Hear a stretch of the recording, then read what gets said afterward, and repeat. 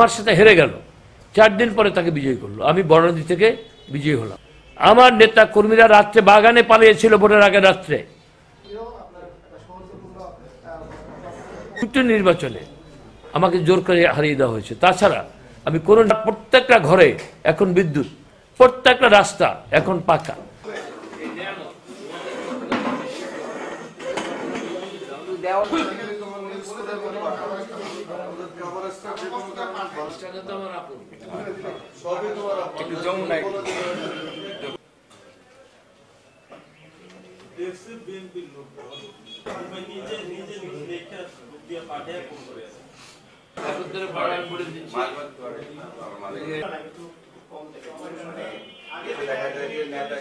সারা বাংলাদেশ বিজয় হলো, সব যোগদান করেন। দেখে যে একটা এইবারের আমাদের ভোলায় বা সারা বাংলাদেশ, আমি আমার ভোলার কথা বলতে পারি, 70-এর মতো গণজোয়ার।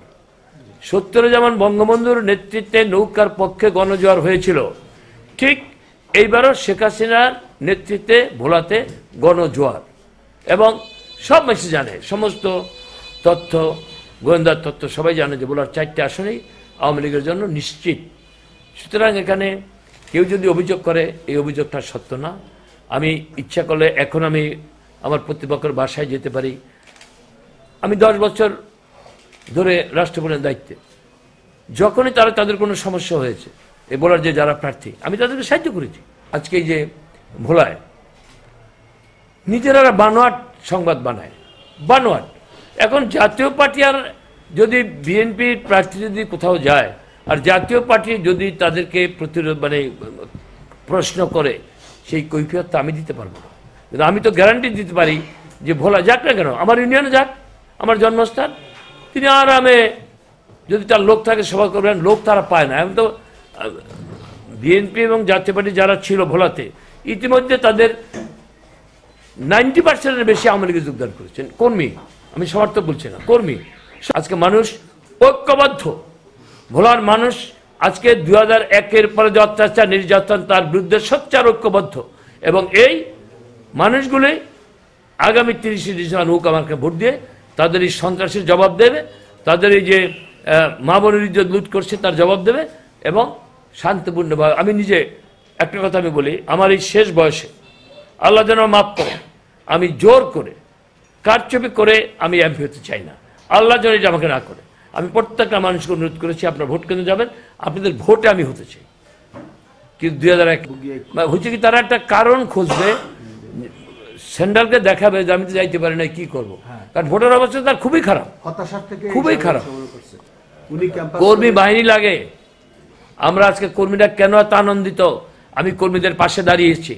অসুখ হলে তাদের খোঁজ নিয়েছি, তাদের পাশে দাঁড়িয়েছি। মামলা হলে তাদের খরচ জুগিয়েছি, সব কিছু করেছি। সেই কর্মীরা আমার নিজের রক্তের থেকেও বেশি আমার আপন।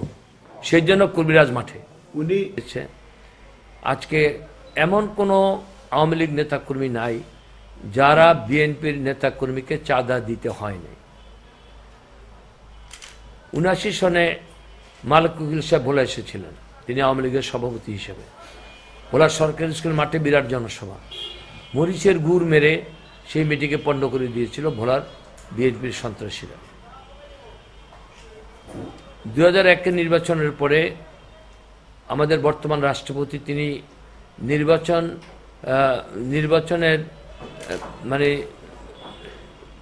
পরবর্তীকালে নির্বাচনের পরে তিনি যখন রাষ্ট্র নতুন বাজারে, আপনার সাংবাদিক তোমরা তো জানো, নতুন বাজারে জনসভা ছিল, সেই জনসভাটাকে পণ্ড করে দিল। এখন প্রশ্ন জাগে যে আমি নিজে ভোলার যে প্রার্থী আলহাজ গোলাম নবী আলমগীর, তাদের সাথে আমার সম্পর্ক ভালো। গত 10 বছর আমি তাদের সাথে সুসম্পর্ক রেখেছি। কোনো একটি বিএনপির কর্মীকে আমরা ভোলাতে কোনো গ্রেপ্তার করি নাই, কিন্তু নিজেরা আত্মকলহ করে একটা বোমাবাজি করে নিজেরা তাদের কিছু লোক গ্রেপ্তার ছিল। এবং বিএনপির মধ্যে কিন্তু এখন অভ্যন্তরীণ কন্দন চরম। তার বড় উদাহরণ, পার্থ যখন এখানে নির্বাচন করে, আন্দালিব রহমান পার্থ নির্বাচন করার কথা, তার নামও আসলে স্ক্রলে যে সে নির্বাচন করবে, সাথে সাথে ভোলার বিএনপির নেতাকর্মীরা তার বিরুদ্ধে জুতার মালা, ঝাড়ু মিছিল ইত্যাদি তারা করলো এবং সে আর ভোলে আসলো না, সে গুলশান থেকে নির্বাচন করছে। এখন কিন্তু বিএনপির মধ্যে এই জাতীয় পার্টি বনাম বিএনপির মধ্যে অভ্যন্তরীণ কোন্দল চরম। যেমন জাতীয় পার্টির অফিসে গোলাম নবী হাজী আলমগীর গিয়েছিল, তাকে বের করে দেওয়া হয়েছে। যা একদিকে ঝাড়ু মিছিল করবেন, আরেকদিকে আমাদের অফিসে আসবেন। সুতরাং আমি নিজে আলমগীরের আলহাজ গোলাম আলমের বাসায় গিয়েছি, তাকে বলেছি আপনি ক্যাম্পেইনে যান, কোনো অসুবিধা হবে না, দরকার হলে পুলিশ প্রোটেকশন নিয়ে যান। কিন্তু 10 তারিখ থেকে নির্বাচনী ক্যাম্পেইন শুরু। আমার মতো একজন আওয়ামী লীগ কর্মী, আমি 70 থেকে নির্বাচন করি, আমি নিজে ঘরে ঘরে গিয়েছি। এই যে এক্ষুনি আমি পশ্চিম এলিশার অন্তত 15টা পথসভা করে আমি এসেছি এবং আমার কঠিন নির্দেশ যে আমি জোর জবরদস্তি করে আমার এই শেষ বয়সে আমি কোনো এমপি হতে চাই না। এবং আমি আমার বক্তৃতায় বলি যে আপনাদের ভোটে আমি এমপি হতে চাই। মা বোনেরা ভাইয়েরা, আপনারা ভোট কেন্দ্রে গিয়ে লাইনে দাঁড়িয়ে যদি আপনাদের পছন্দ হয় আমাকে 2 জন প্রার্থীকে 2 পাল্লায় দাঁড় করাবেন, আপনাদের চোখে যাকে যোগ্য মনে হবে তাকে আপনারা ভোট দেবেন। কিন্তু দুর্ভাগ্যজনক হলো সত্য যে আমার প্রতিপক্ষ যে বিরোধী যিনি বিএনপির প্রার্থী, আসলে অপ্রস্তুত অবস্থায় তিনি কিন্তু মনোনয়ন পেয়েছেন। তিনি গত 10 বছরই বলেছেন যে এখানে মনোনয়ন পাবে পার্থ, এবং তারা মানসিকভাবে প্রস্তুতি ছিল। কিন্তু পার্থ যে কোনো কারণে ভোলাতে দাঁড়াতে চায়নি। সে যেভাবে হোক গুলশান মডেল থেকে সে প্রার্থী হয়েছে। এখন আকস্মিকভাবে গোলাম নবী আলমগীর তার প্রস্তুতি ছাড়াই তিনি, যেহেতু তাদের একটা বৈশিষ্ট্য হলো তারা বিএনপি করে, ধানের শীষে তারা পেল, তারা নিজেরা বলে, সবাইকে বলে আমাদের নির্বাচন তো আনুষ্ঠানিকতা, আমাদের ধানের শীষ পাওয়ার কথা ছিল, সেটা আমরা পেয়েছি, আর নির্বাচনে কী হবে সেটা তো আমরা জানি। সুতরাং আজকে সারা বাংলাদেশে একটা গদ বাঁধা প্রচারণা আছে যে আমরা মানে আওয়ামী লীগের নেতাকর্মীরা বিএনপিকে মিটিং করতে দেয় না, মিছিল করতে দেয় না। কই, ঢাকা শহরে তো প্রতিদিন হচ্ছে, খুলনা হচ্ছে, রাজশাহী হচ্ছে, আমার নির্বাচন এলাকা হচ্ছে। আজকে নির্বাচনের পরে তিনি যখন আসছেন নতুন বাজারে, আপনার সাংবাদিক তোমরা তো জানো, নতুন বাজারে জনসভা ছিল, সেই জনসভাটাকে পণ্ড করে দিল। এখন প্রশ্ন জাগে যে আমি নিজে ভোলার যে প্রার্থী আলহাজ গোলাম নবী আলমগীর, তাদের সাথে আমার সম্পর্ক ভালো।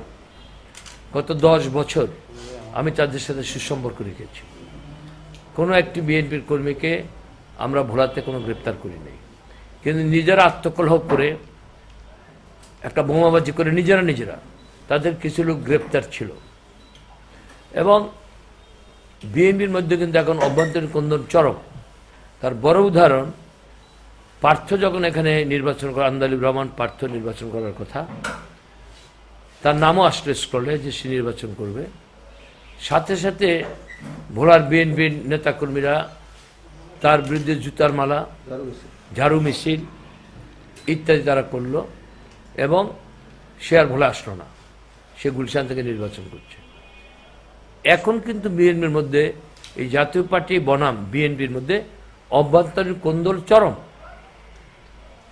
যেমন জাতীয় পার্টির অফিসে গোলাম নবী হাজী আলমগীর গিয়েছিল, তাকে বের করে দেওয়া হয়েছে। যা একদিকে ঝাড়ু মিছিল করবেন, আরেকদিকে আমাদের অফিসে আসবেন। সুতরাং আমি নিজে আলমগীরের আলহাজ গোলাম আলমের বাসায় গিয়েছি, তাকে বলেছি আপনি ক্যাম্পেইনে যান, কোনো অসুবিধা হবে না, দরকার হলে পুলিশ প্রোটেকশন নিয়ে যান। কিন্তু 10 তারিখ থেকে নির্বাচনী ক্যাম্পেইন শুরু। আমার মতো একজন আওয়ামী লীগ কর্মী, আমি 70 থেকে নির্বাচন করি, আমি নিজে ঘরে ঘরে গিয়েছি। এই যে এক্ষুনি আমি পশ্চিম এলিশার অন্তত 15টা পথসভা করে আমি এসেছি এবং আমার কঠিন নির্দেশ যে আমি জোর জবরদস্তি করে আমার এই শেষ বয়সে আমি কোনো এমপি হতে চাই না। এবং আমি আমার বক্তৃতায় বলি যে আপনাদের ভোটে আমি এমপি হতে চাই। মা বোনেরা ভাইয়েরা, আপনারা ভোট কেন্দ্রে গিয়ে লাইনে দাঁড়িয়ে যদি আপনাদের পছন্দ হয় আমাকে 2 জন প্রার্থীকে 2 পাল্লায় দাঁড় করাবেন, আপনাদের চোখে যাকে যোগ্য মনে হবে তাকে আপনারা ভোট দেবেন। কিন্তু দুর্ভাগ্যজনক হলো সত্য যে আমার প্রতিপক্ষ যে বিরোধী যিনি বিএনপির প্রার্থী, আসলে অপ্রস্তুত অবস্থায় তিনি কিন্তু মনোনয়ন পেয়েছেন। তিনি গত 10 বছরই বলেছেন যে এখানে মনোনয়ন পাবে পার্থ, এবং তারা মানসিকভাবে প্রস্তুতি ছিল, কিন্তু পার্থ যে কোনো কারণে বোলাতে দাঁড়াতে চায়নি। সে যেভাবে হোক গুলশান মডেল থেকে সে প্রার্থী হয়েছে। এখন আকস্মিকভাবে গোলাম নবী আলমগীর তার প্রস্তুতি ছাড়াই তিনি, যেহেতু তাদের একটা বৈশিষ্ট্য হলো তারা বিএনপি করে, ধানের শীষটা তারা পেল, তারা নিজেরা বলে, সবাইকে বলে আমাদের নির্বাচন তো আনুষ্ঠানিকতা, আমাদের ধানের শীষ পাওয়ার কথা ছিল, সেটা আমরা পেয়েছি, আর নির্বাচনে কী হবে সেটা তো আমরা জানি। সুতরাং আজকে সারা বাংলাদেশে একটা গদ বাঁধা প্রচারণা আছে যে আমরা মানে আওয়ামী লীগের নেতাকর্মীরা বিএনপিকে মিটিং করতে দেয় না, মিছিল করতে দেয় না। কই, ঢাকা শহরে তো প্রতিদিন হচ্ছে, খুলনা হচ্ছে, রাজশাহী হচ্ছে, আমার নির্বাচনী এলাকা হচ্ছে। আজকে